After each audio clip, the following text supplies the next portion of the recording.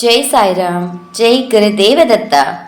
गुरुर् ब्रह्मा गुरुर् विष्णु गुरुर्देवो महेश्वरः। गुरु साक्षात् परब्रह्म तस्मै श्री गुरुवे नमः। अक्कलकोट श्री स्वामी समर्थ लीलामृतम அத்தியாயம் 132. பாபா சாஹேப் ஜாதாவும் ஸ்ரீ சுவாமி சமர்த்தரும். சர்க்கார் அதிகாரியான பாபா சாஹேப் தாதுக்கு குழந்தைகள் இல்லை. அவர் தன் மனைவி இருந்த பிறகு இரண்டாவது திருமணம் செய்து கொள்ள ஸ்ரீ சுவாமி சமர்த்தரிடம் அனுமதி கேட்டபோது அதற்கு ஸ்ரீ சுவாமி அனுமதி அளிக்கவில்லை. அவர் தன் சொத்துக்களை ஸ்ரீ சுவாமிகளுக்கு சமர்ப்பணம் செய்துவிட்டு வெறும் கௌபீனத்துடன் ஸ்ரீ சுவாமி சமர்த்தரிடம் தஞ்சம் புகுந்தார். ஒரு முறை ஸ்ரீ சுவாமி சமர்த்தர் சர்க்காவாடாவுக்கு அருகில் இருக்கும் லாகடா ஹானாவில், அதாவது எரிபொருள் சேமிக்கும் இடத்தில் இருந்தார். அப்போது மதியம் 12 இருக்கும். அவர் பாபா சாஹேப்பிடம், கும்பார், உன் பெயரில் ஒரு சீட்டு வந்திருக்கிறது என்று கூறினார். கும்பார் என்றார் குயவர் என்று அர்த்தம். மகாராஜ் அவரை கும்பார் என்றுதான் அழைப்பார். அவருக்கு ஸ்ரீ சுவாமிகளின் வார்த்தைகளை கேட்டவுடன் மிகவும் அச்சமாக இருந்தது. அப்போது அவர் மிகுந்த ஆக்ரோஷமான ஒரு மனிதனை பார்த்தார். உடனே பாபா சாஹேப் ஸ்ரீ சுவாமிகளின் பாதங்களை இறுக்கமாக பற்றி கொண்டு, மகாராஜ், உங்களுக்கு என் மனது திருப்தி அளிக்கும் அளவுக்கு சேவைகள் செய்ய வேண்டும் என்பது மட்டும்தான் விருப்பம். என்னை இப்போது அனுப்பிவிடாதீர்கள் என்று பிரார்த்தனை செய்து கொண்டார். ஸ்ரீ சுவாமி சமர்த்தர் அவர் மீது இரக்கம் கொண்டு அந்த சீட்டை திருப்பி அனுப்பி வைத்தார். அப்போது அங்கு வந்தவர்கள் முன்னால் ஒரு காளை நின்று கொண்டிருந்தது. அந்த காளையிடம் செல் என்று கூறினார். உடனே அந்த காளை செத்து விழுந்தது. பாபா சாஹேப்பின் உயிர் காப்பாற்றப்பட்டது. ராவணாவின் விஷம் முறிவு. ஒரு முறை ஸ்ரீ சுவாமி சமர்த்தர் பாகேஹள்ளியில் தங்கியிருந்தார். அப்போது மதியம் 12 மணி அளவில் சுட்டரிக்கும் வெயில் நேரத்தில் அங்கிருந்து கிளம்ப தயாரானார். அப்போது அவருடன் பலர் இருந்தனர். மகாராஜ் அவர்களிடம் பார்ப்பதற்கு வேடிக்கையும் உண்ண விருந்தும் வேண்டுமென்றால் வரலாம் என்று கூறினார். அங்கிருந்தவர்கள் எவரும் உணவருந்தவில்லை. வெயிலோ சுட்டெரித்தது. ஒவ்வொருவராக சூடு தாங்க முடியாமல் பயணத்தின் பாதையிலேயே நின்றுவிட்டனர். ஸ்ரீ சுவாமி சமர்த்தருடைய 5-6 சேவகர்கள் மட்டுமே அவருடன் இருந்தனர்.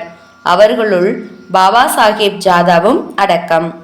ஸ்ரீ சுவாமி மகாராஜ் மதியம் 3 மணி அளவில் இடாகி காவ் என்கின்ற கிராமத்தை அடைந்து அங்கிருந்த ஹனுமான் மந்திரில் தங்கினார்.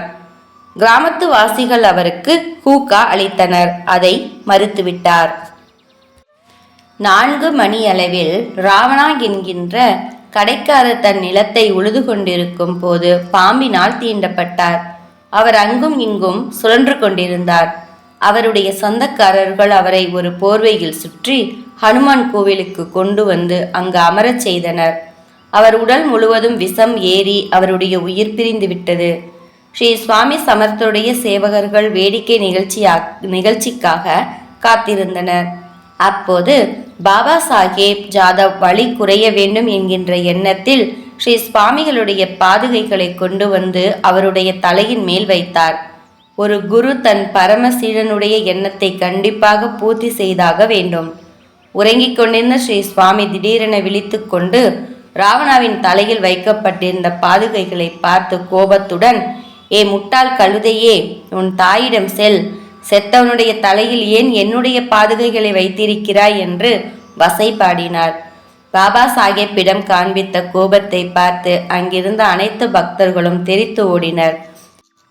ஸ்ரீ சுவாமி கோபத்துடன் தன் தலையில் அணிந்திருந்த குல்லா, போட்டிருந்த கஃப்னி ஆகியவற்றை கலற்றி எறிந்தார். பின்னர் தன் கௌபீனத்தையும் கலற்றிவிட்டு திகம்பரராக காட்சியளித்தார். பாபா சாஹேப் பயத்தில் ஒரு மூலையில் ஒதுங்கிக் கொண்டார். ஸ்ரீ சுவாமி மகாராஜ் பாபா சாஹேப்பை தனதருகில் வருமாறு அழைத்தார். பயத்தினால் அவரால் ஒரு அடி கூட எடுத்து வைக்க முடியவில்லை. ஏ போசடிக்கே, கெட்ட வார்த்தைகள், வா இங்கே என்று அழைத்தவுடன் பயந்து கொண்டே அவர் அருகில் பாபா சாஹேப் சென்றார். ஸ்ரீ சுவாமி பாபா சாஹேப்புடைய தலைபாகையை கலற்றச் சொன்னார். பின்னர் அவருடைய சட்டை மற்றும் வேஷ்டியை கலட்டுமாறு கூறினார். தன்னையும் திகம்பரராக ஆக்கி விடுவாரோ என்று பயந்து கொண்டிருந்தார். ஆனால் அப்படி எதுவும் நடக்கவில்லை. மகராஜ் பாபா சாஹேப்பை ராவணாவின் காது அருகில் சென்று ராவணா என்று அழைக்குமாறு கூறினார். 2 முறை அவ்வாறு செய்த பின்னும் எந்தவித முன்னேற்றமும் இல்லை. உரக்க அழைக்குமாறு ஸ்ரீ சுவாமி கட்டளையிட்டவுடன் பாபா சாஹேப் 2 காதுகளிலும் ராவணா ராவணா என்று தன்னால் முடிந்தவரை உரக்கமாக அழைத்தார். ராவண்ணாவுக்கு சுய நினைவு திரும்பி அங்கு கூடியிருந்தவர்களை கண் திறந்து பார்த்தார். அனைவரும் ஸ்ரீ சுவாமி சமர்த்தருக்கு ஜெய ஜெய கோஷம் எழுப்பினர். ராவண்ணா முழுமையாக சுயநினைவுக்கு வந்த பின் தனக்கு மிகுதியாக பசிக்கிறது, ஏதாவது சாப்பிட கொடுக்குமாறு கேட்டான். அவனுடைய சொந்த பந்தங்கள் என்ன உணவு கொடுக்கலாம் என்று கேட்டனர். மகராஜ் போட்வே கீர், அதாவது மராட்டிய இனிப்பு வகை பாயசம் செய்து கொடுக்கும்படி கூறினார். உடனே அதற்கான ஏற்பாடுகள் செய்யப்பட்டு ராவண்ணாவுக்கு அளித்துவிட்டு ஸ்ரீ சுவாமி மகராஜுக்கும் தட்டு முழுவதும் கீர் கொடுக்கப்பட்டது. வைத்திய முறைப்படி பாம்பு கடிக்கு பால் கொடுக்கக்கூடாது. ஆனால் விஷமே ஸ்ரீ சுவாமிகளுக்கு முன்னால் வேலை செய்யாத போது பால் எம்மாத்திரம்? ராவண்ணா பாயசத்தை அருந்தியவுடன் சுறுசுறுப்பான தன் பழைய நிலையை அடைந்தான். ஸ்ரீ சுவாமி சமர்த்தருக்காக கொண்டு வரப்பட்ட உணவு தட்டு நிலவுக்கும் ஹனுமனுக்கும் நெய்வேத்தியம் செய்யப்பட்டது. பின்னர் அது பாபா சாஹேப்பிடம் கொடுக்கப்பட்டது. அவர் தன் மனதும் வயிறும் நிரம்பும் அளவுக்கு உண்டார். அன்று ஸ்ரீ சுவாமி தன் உண்ணா நோன்பை முடித்து கொண்டார். அடுத்த நாள் ராம்பூர் நோக்கி தன் பயணத்தை தொடர்ந்தார். கருணையுள்ளம் கொண்ட ஸ்ரீ சுவாமி தன் பரம பக்தன் தன் மீது கொண்டுள்ள நம்பிக்கையை பூர்த்தி செய்வதற்காக இறந்தவனை பிழைக்க வைத்தார். ஸ்ரீ சுவாமி தன் பக்தர்களின் மீது கொண்டுள்ள அதீத அன்பை வெறும் வார்த்தைகளால் வர்ணிக்க முடியாது. அதை உணர மட்டுமே முடியும். ஜெய ஜெய ஸ்ரீ சுவாமி சமர்த். ஜெய் சாய்ராம். ஜெய் குரு தேவதத்தா. அனந்த கோடி பிரம்மாண்ட நாயக ராஜாதிராஜ யோகிராஜ பரபிரம்ம ஸ்ரீ சுவாமி சமர்த்த மகராஜ் கி ஜெய்.